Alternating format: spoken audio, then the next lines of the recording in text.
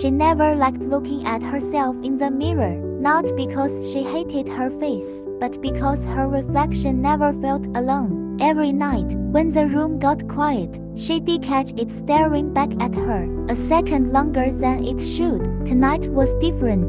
The rain was loud, the lights were dim, and she felt a cold breath on her neck. But she was completely alone. She leaned closer to the glass, trying to see through the fog, and that is when she realized her reflection wasn't teacupping her anymore. It was smiling, slowly, as if it had been waiting. She froze. Her breath stopped because the reflection whispered, a sound she heard clear as day. I am finally taking your place. She always checked her phone at the same time every night, 3:12 a.m. It became a habit. She couldn't explain, like something was waiting for her. But tonight the window felt different, heavier, watching her. She lifted her eyes and froze. Her reflection wasn't matching her movements. She blinked, but the reflection didn't. It slowly raised its head even though she didn't move. Its eyes looked tired, sad, almost begging.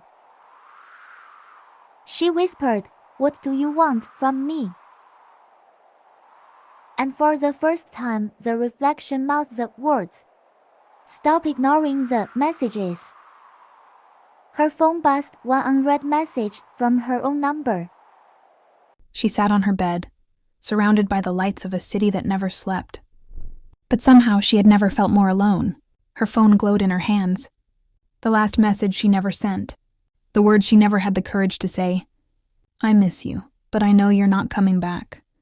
Every night she told herself she was fine, that she was getting stronger, that she didn't need them anymore. But some nights, like this one, the memories hit harder than the silence.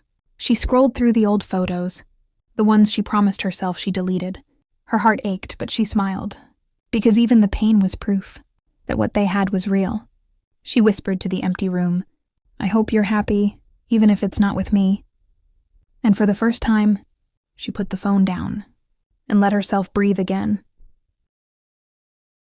I always hated that hallway. Every night, the lamp at the end would flicker, throwing long shadows across the walls. But one night, the shadow on the wall looked different. It wasn't mine. It was taller. Its arms were longer, and it was moving, even though I was standing still. I froze as the shadow slowly lifted its arm, pointing directly at me. But when I looked behind me, there was nothing, just darkness. The shadow kept walking toward me on the wall, its footsteps silent, its body invisible. I backed away, but it moved faster, stretching, reaching, like it wanted to pull itself out of the wall. Then the lamp turned off, and the last thing I saw was the shadow stepping off the wall and onto the floor. She sat quietly on the edge of her bed, the morning light slipping through the blinds and landing softly on her skin. Like a reminder of everything she wished she could forget, her hand rested against her chest, right where the ache felt sharpest. Not in her heart, but in the places where memories refused to fade. She tried to breathe, but every breath felt heavy, like it carried the echo of his name. Last night she still hoped he would return, that the unread messages, the distant voice, the fading effort, were just temporary, a phase, a bad week, a misunderstanding. But today, the silence spoke louder than any words, and silence has a cruel way of telling the truth you don't want to hear. She replayed their last moment together.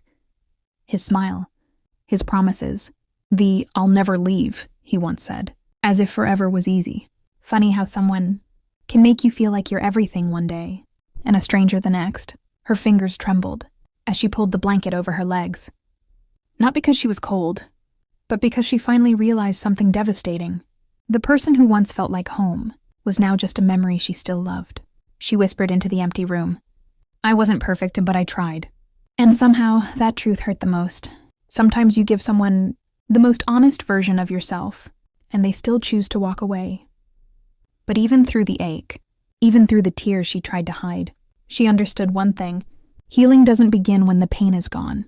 It begins when you accept that some people were meant to teach you strength, not stay forever. If this touched your heart, wait for the next chapter. It started on a rainy night, The kind where the world feels too quiet. I was about to sleep when I heard it.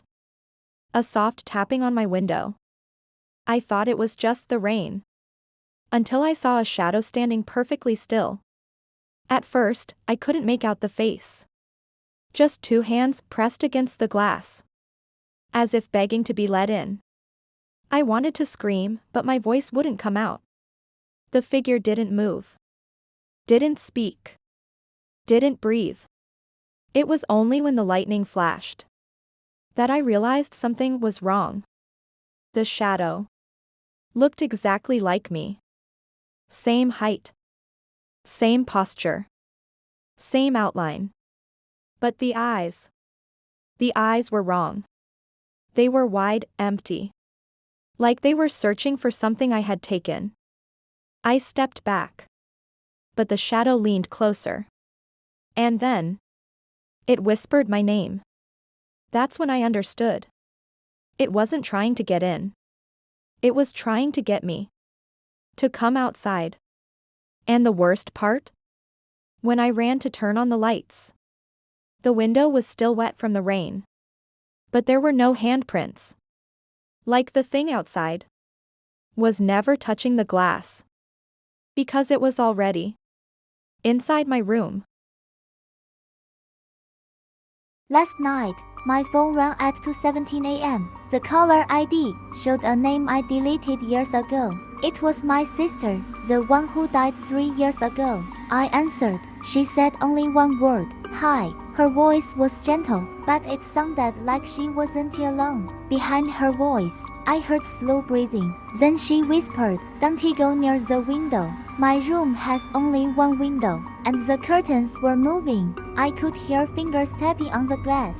My sister's voice changed. She sounded terrified. "It followed me," she said. "Now it is looking for you." Then a deeper voice whispered behind her, "Found you." My phone screen went black. Then someone knocked on my window. I didn't move. I didn't breathe. My phone turned on again. A new voicemail from my sister. Her voice said, "Don't answer it." Then something knocked on my door.